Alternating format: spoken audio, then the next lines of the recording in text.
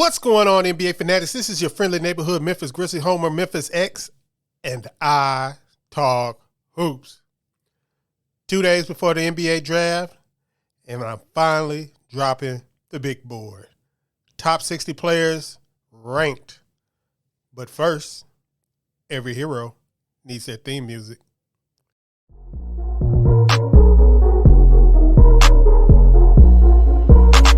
KeyAno. Grizz gang, go hard. Baddest in the game, we be on one. I talk hoops, so secure. All up on the court, but we gon' score. Memphis bringing heat, straight from Tennessee. Jabari Smith Jr, let's go. Well, like I said, we're 2 days away from the NBA draft, and I guess I can't wait any longer on putting out this mock. Well, not a mock, but my big board. The mock will come tomorrow. So, as you can see, we're going to start at 60 and work our way up. And really, this draft has been fun to follow and to look at and to play around with and, watch the players progress, watch the players in games, watch the players, clips, full games, watch them go through, the combine and everything. And now we're coming to the end of the draft process. And I can say it's been a good draft season. This draft kind of turned out exactly how I felt it would at the beginning of the season. Kind of weak up top, as if you were looking for a franchise player, there wasn't one at the top. There's some good second, third options at the top. Some good secondary players at the top. But I thought this draft was big, with potential NBA role players and rotation players. And that's going to be fostered basically throughout the second round. There's going to be potential guys who can find roles. If they find the right situation, they can find roles. And what I'm going to do is, as I go through my big board, I'm going to show you the big board, but I'm not going to comment on every player because that just takes too freaking long. And you can, if you're into the draft, there's a lot of people that are way more into the draft or way more deep in their research or whatever that you can get the minutia from. I'm just going over my big board and how I have it. And some of them, I'll probably comment on 3 or 4, everybody, on each page and just tell you why I have them there. And like I say, okay, 55 through 60, Hugo Bassan, Vince Williams Jr., Jordan Hall, Samar, Michael Foster Jr., Orlando Robinson. Now, the standout on this page is probably Vince Williams Jr. He's a guy that's really loved by NBA Draft Twitter. He's statistically productive, analytically attractive, but I think that he lacks a little bit in athleticism, and it's just something. I'm very big on movement skills, and some prospects I'll have lower than other people simply because the aesthetics of it all, how they look as a player, and I just won't have them. I really, really tried to like Jordan Hall, but he was just a little bit too slow for me.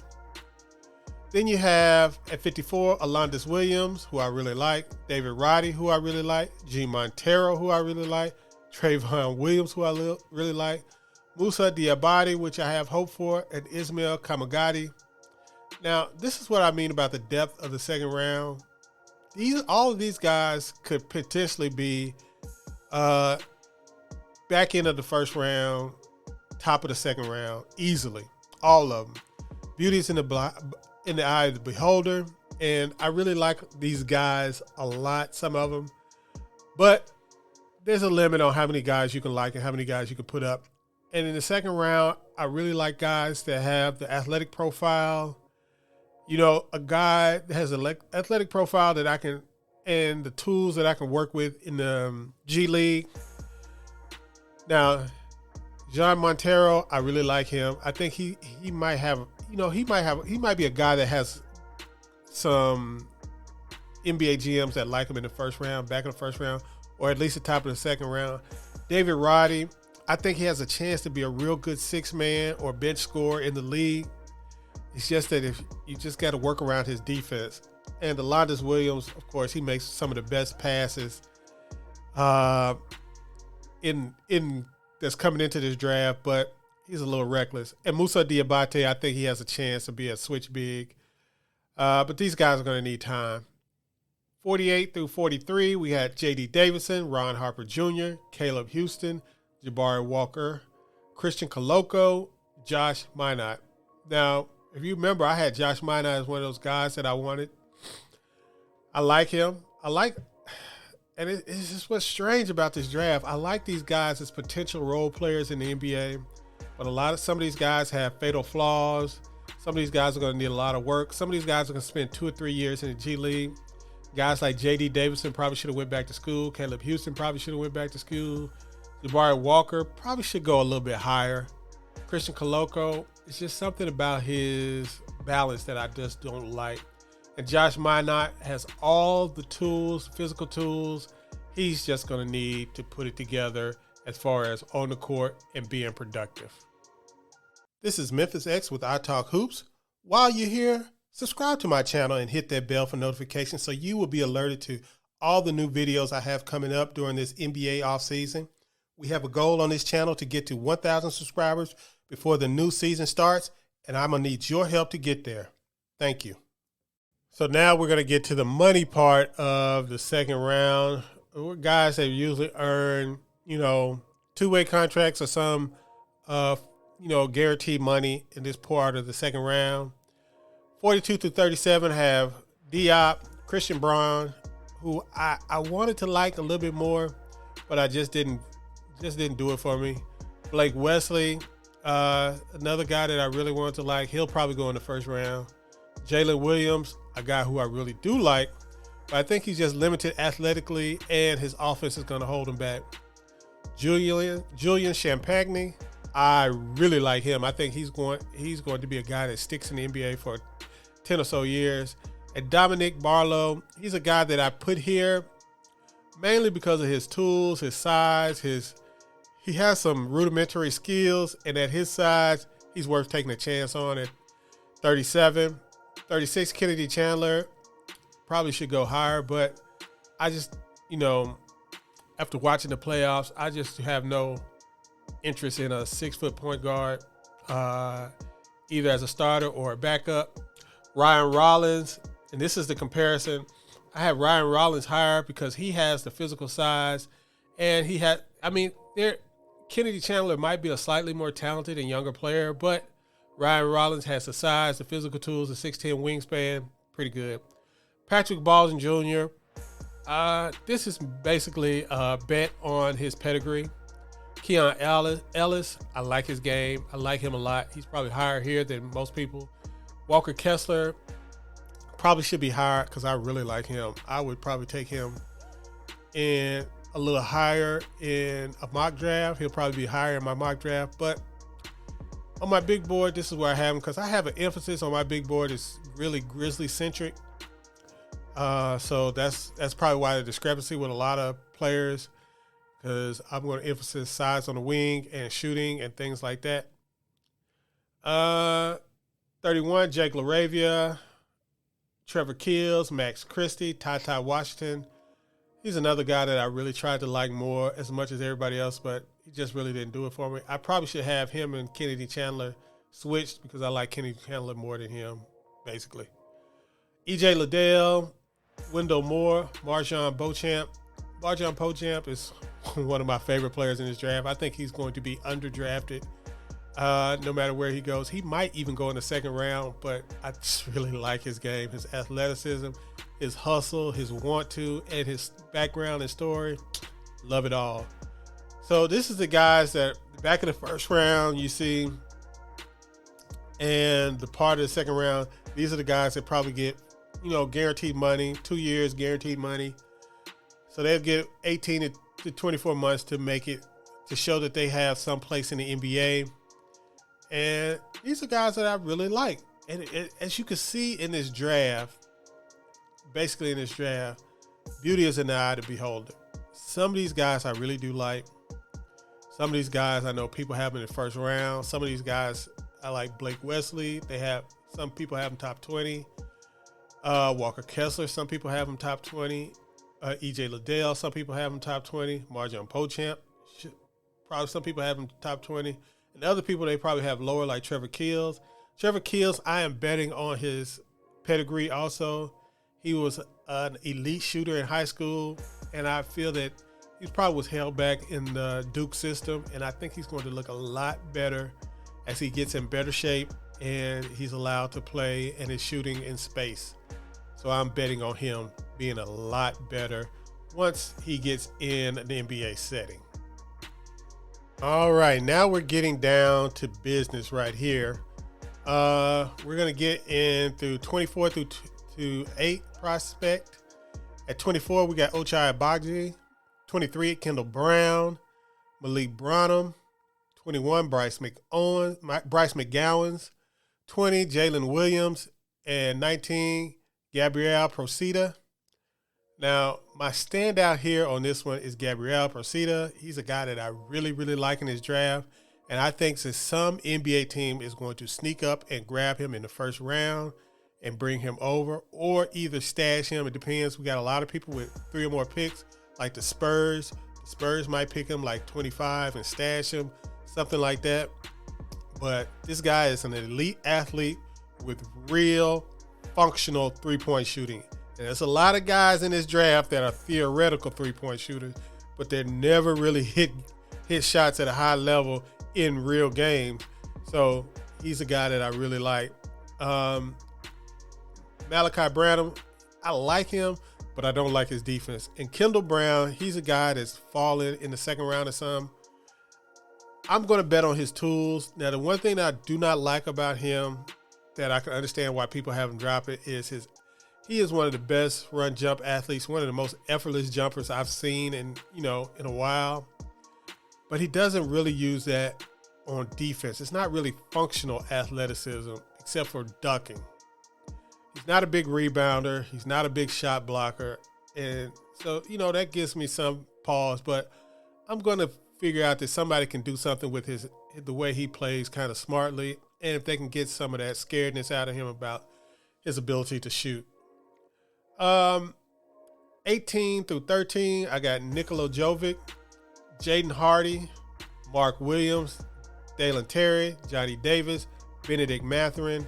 And people are going to probably be like, man, you got Mathurin so far down. But really, it's not really down because the guys that are above him that I just like more, these guys are pretty even. Everybody on this page is pretty much can go either way for me.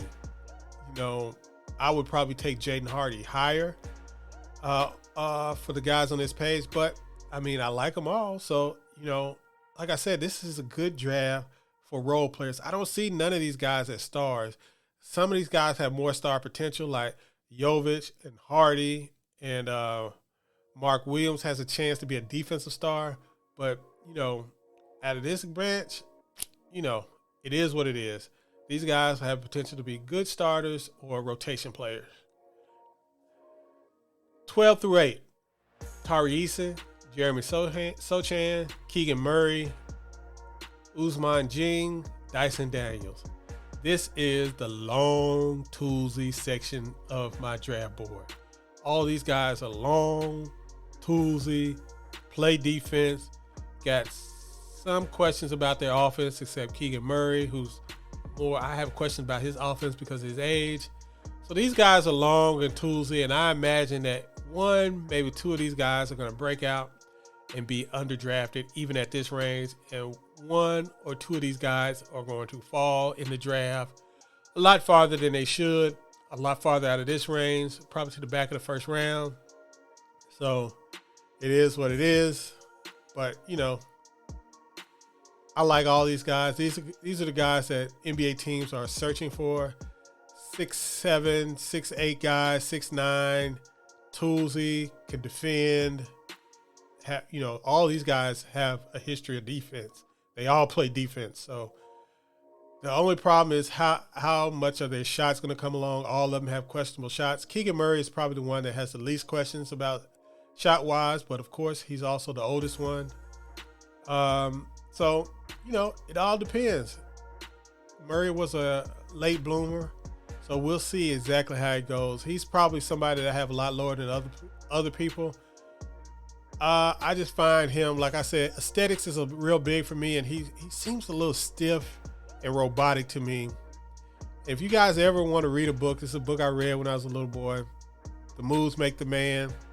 It's a book about basketball, and it's a book. It's a children's book, of course. And it's one of my favorite books that I've ever read. And it's a book that really is about a guy who functionally taught himself how to play basketball. It's about two kids who grew up. They were friends, and one functionally taught himself how to play basketball, and one was more of a natural at playing basketball. I haven't read it in a long time, but that's basically the gist of it.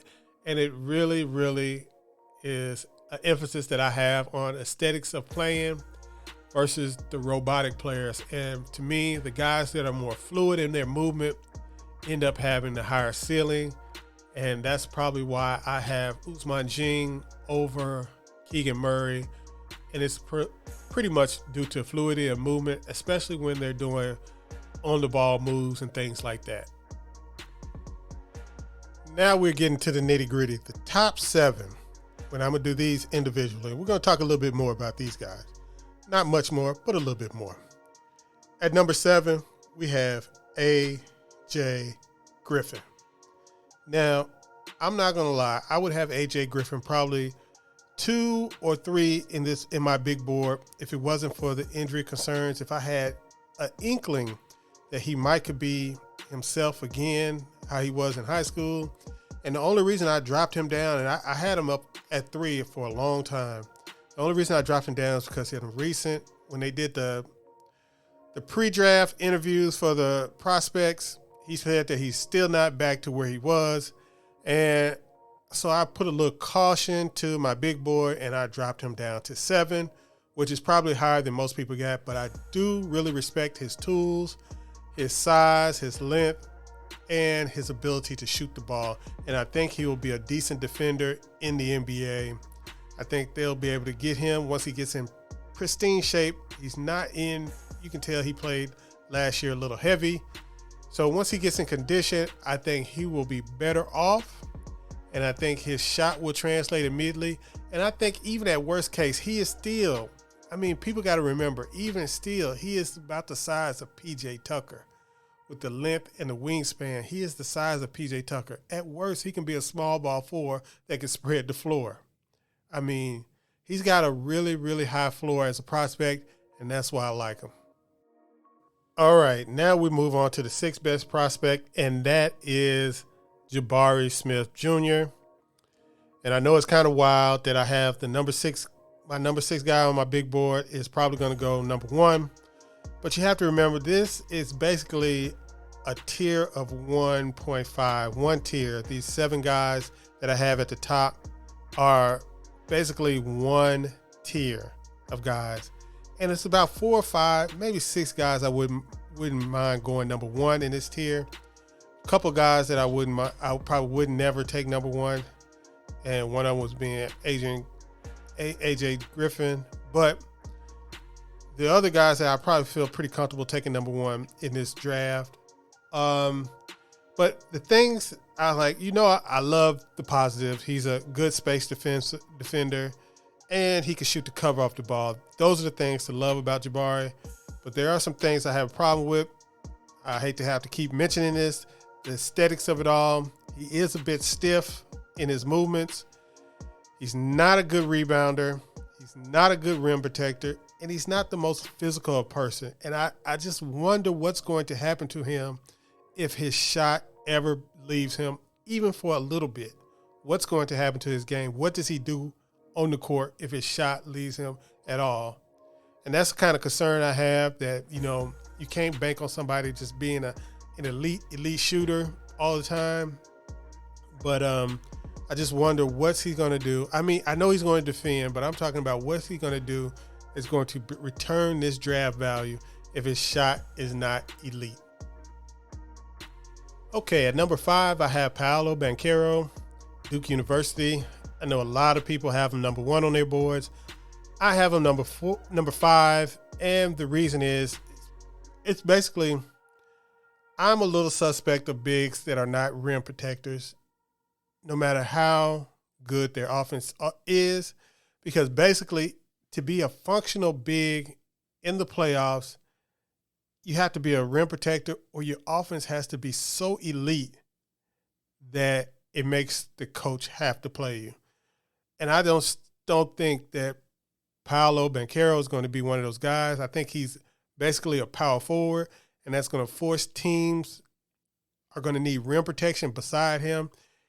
And that's going to force teams to play a traditional center next to him. And I think that's going to limit the ceiling of the team that drafts him. Now, there are creative ways to get around this. If you can find a power forward that can provide adequate rim protection, and you can play him at the power forward and Paolo at the 5 offensively, something like that where you can find the match. But what I'm saying is it's going to be harder to match than the guys that I have ahead of him. But I do like him, and I don't think his offense is going to be elite. I think he's going to be a good offensive player. I think he's going to be a good creator with the ball, but I don't think he's going to be an elite producer of offense where he's going to be some team's number one or primary option with the ball in his hand. All right, we are at number 4, and at number 4, I know what you're thinking, but I keep telling you I'm not a University of Memphis Tigers fan. This is not a homer pick. Jalen Duren, center, University of Memphis. I just really like this guy as an NBA prospect. I think he's going to be able to switch enough. I think he's going to be able to have enough defensive versatility to really make himself useful. I think he is going to be a dominant interior force in the NBA. I think once he gets some real experience behind that grown man strength that he has, I think he is one of the most powerful dunkers coming out of college. He really, really is going to look lot better when he gets an NBA point guard next to him and he's get a system that really, really allows him to play the game that he wants to play. A physical force. I think he's going to shut down the paint. He is one of the best shot blockers in the coming into the NBA. I think he looks like a rebirth of Dwight Howard, combination of Dwight Howard and Chris Webber. I really like him, as you can tell. He's top 4 for me. Really close to being at number 1, just due to his age and his production. I really like what he did in college for somebody who's supposed to be in high school. And like I said, I think he's going to be a real steal in this draft. At number 3, we have Jaden Ivey, guard, Purdue University. One of the best athletes in this draft, probably the second best athlete in this draft, the most burst in this draft off the dribble from the standstill. Just an insanely quick player, insanely fast. If his handles were any better, if I had any belief that he could reasonably be a lead guard, I mean, there's a good chance that he will be a lead guard, but I'm not saying that it is one of the most likely outcomes because the best way I've seen him play was his play in Team USA when he played off the ball and he was just used to wreak havoc on offense and defense, off cuts and in the passing lanes and stuff like that. He was able to wreak havoc on Team USA, and I love to watch him play like that. So this is why I never really get this thing where people keep saying that he needs the ball and he can't play with De'Aaron Fox and Sabonis in Sacramento. It just never made sense to me. It's not a good evaluation, in my opinion. I don't think he's a lead guard. I don't think he's a point guard at all. But I do think he's going to make an impact as an off guard, and I really, really think his athleticism is going to play and stand out in the NBA. And I think eventually he is going to be an above-average shooter from three-point range. All right, at number 2, we got Chet Holmgren, basketball player, Gonzaga University. Now, I would promise you I would have him number 1 if I had any faith that NBA coaches would use him correctly. Hopefully that in Oklahoma or wherever he ends up, the Thunder or the Magic or wherever he ends up, coaches will use him correctly. And by correctly, I mean do not try to make this guy a 5, a center. He is a wing. He is a big wing. And I heard somebody compare him to Kevin Garnett. I do think that's a good comparison. He is a mix between Kevin Garnett and Kevin Durant. He is basically a small forward, power forward, not a power forward center. I don't know if he's going to be able to keep up with guys defensively with his foot speed. I'm not sure. All I know is the things that he does on the court are special. He was insanely productive as a freshman in college. Insanely productive. I mean, we're talking about Zion levels of production in college. Great shot blocker, tough as hell, plays hard, and, you know, people rave about Jabari Smith Jr.'s shot. This guy can shoot. He can shoot the ball. And he is a hell of a finisher. Unlike Jabari, he's a hell of a finisher inside. He can be a decent roll threat. He can spread the floor. I think he's going to be able to easily run dribble handoff action. He is going to really, really be a hub on offense and defense. I just hope a coach is able to use him correctly. And if so, he'll probably end up being one of the best, if not the best player, at worst, the second best player. I mean, hey, how can you not love him? I think he's going to be a great player in the NBA. Now we have the top of my board, Shaedon Sharpe, number one prospect in this draft for me. I love his athleticism. I love his shot making. And when I say I love his athleticism, I love his functional athleticism. If you can remember what I said about Kendall Brown, he's one of those guys that he has all the run jump in the world, but he doesn't use it to make plays, especially on defense. Shaedon Sharpe makes plays on defense, on offense. He gets up for crazy blocks. He gets in the passing lanes for steals. He yams on folks, dunks on folks hard. And he has a beautiful, beautiful step-back jumper. I think that jumper is going to play. I'm not sure he's going to be a lead guard in the NBA. He has a chance. He has a lot of work to do on his handle.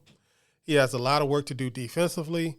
But I'm digging the tools, 6'5" and a half, 6'11" wingspan. He is the perfect size for a wing in the NBA. And his athleticism is going to make a difference in big games and critical moments in the NBA. I think his shot's going to come around. If he plays with a strong point guard, I think he's going to really shoot it. I think I envision him more in a guy sort of like Devin Booker with more athleticism. He's going to be a guy that's going to really thrive next to a point guard. He's going to be able to score without one, but he's going to be really able to thrive with a point guard, a credible point guard. I think he's going to be one of these guys. He's going to be more competitive than people are giving him credit for. And I think that is when people have this criticism of him about him not playing at Kentucky and, you know, not playing in the combine, then they actually dismiss the fact that he is one of the only few top 10 prospects that are still having plentiful 3-on-3 workouts. So you can't say that he's trying to hide or trying to duck competition because he's having 3-on-3 workouts with guys that are in the lottery, guys that are in the back of the first, guys that are second rounder. He is not ducking and hiding. And the reviews have been, I don't know, you can't really tell because it's smokescreen season. Some people are saying he's getting ate up in the workouts. Some people are saying he's killing folks in the workout. I know that some of the people that I find more credible in the NBA, especially with breaking news, they are saying that he is really getting after it in the workouts and he's a lot more competitive than people thought because he's a quiet kid. And people are seeing his interviews and they're getting it misconstrued, that they're confusing a quiet, shy kid with somebody who's not that bright or not that quick as far as thinking comes. So, listen, I know this is probably I might be the only person in the damn NBA that has Shaedon Sharpe as their number one prospect in this game, but I watched the playoffs. I watched what happens. I watched the guys that had the impact on the game. I watched Jalen Brown, Andrew Wiggins, Anthony Edwards, who to me, Anthony Edwards and Andrew Wiggins were the two best perimeter defenders that I saw in this game in the playoffs this year.